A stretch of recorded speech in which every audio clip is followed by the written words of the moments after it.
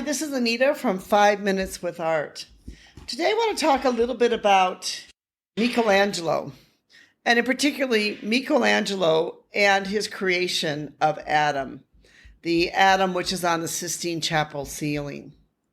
Exploring the creation of Adam furthers shows really truly what a great artist Michelangelo was.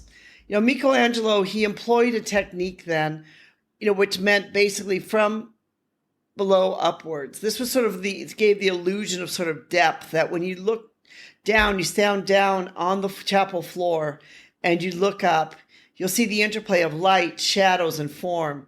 And it'll sort of give you this depth, almost like, Adam and God are right there in the chapel with you. That it's not a painting, that it really is this real image, this real depiction that you're seeing there. The creation of Adam with the finger pointing and God trying to touch the finger of Adam, they're they're touching each other's finger, or almost touching each other's finger, not quite, but almost there, is a powerful biblical scene between God and Adam. Michelangelo was able to give this great interpretation of this divine scene of the divine creation. He was be able to skillfully execute it too, with motion and energy, rather than strictly just to the religion dictates of the time.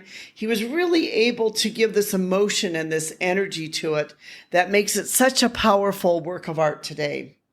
Like I mentioned before, so this intimacy between God almost touching Adam's finger, but not quite touching it. It's just almost right there. There's sort of this intimacy between them that you see. And so you can kind of feel this intimacy between both of them, even though their fingers not quite touching, but almost. That shows how masterful Michelangelo was in his art, to be able to understand and to be able to create that in such a way and with such emotion.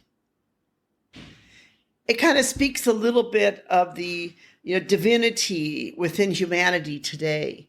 The fact that, maybe we can't see God, maybe he's not physically touching us, but he's right there next to us. So there's a lot of these metaphors that you can draw today and in our own lives about, the scene of Adam and the creation. The composition too is compelling. God and Adam are enveloped in these contrasting spaces. God is, in a swirling type of cloak surrounded by angels, suggesting movement and power.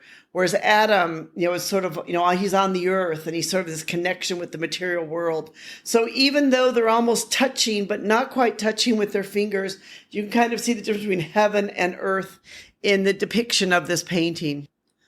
And of course, Adam's own physical body shows, how great Michelangelo was with the human form, especially with the male human form.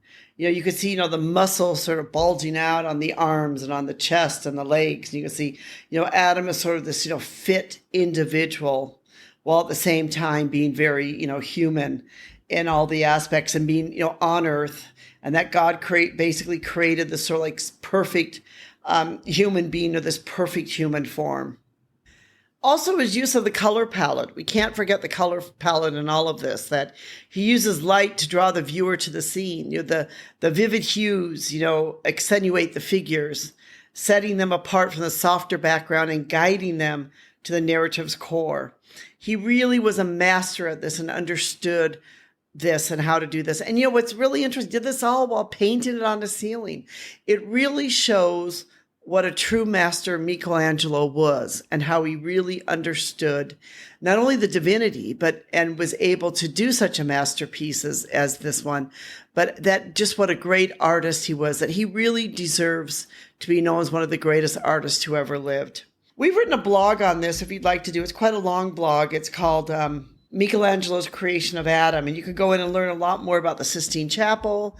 You can learn about the technique. You can learn about, the close-up of Adam and all of the, the artistic influences. You can basically read all about the different aspects of this great work of art. We'd like to thank you so much for listening. We appreciate you being part of our community.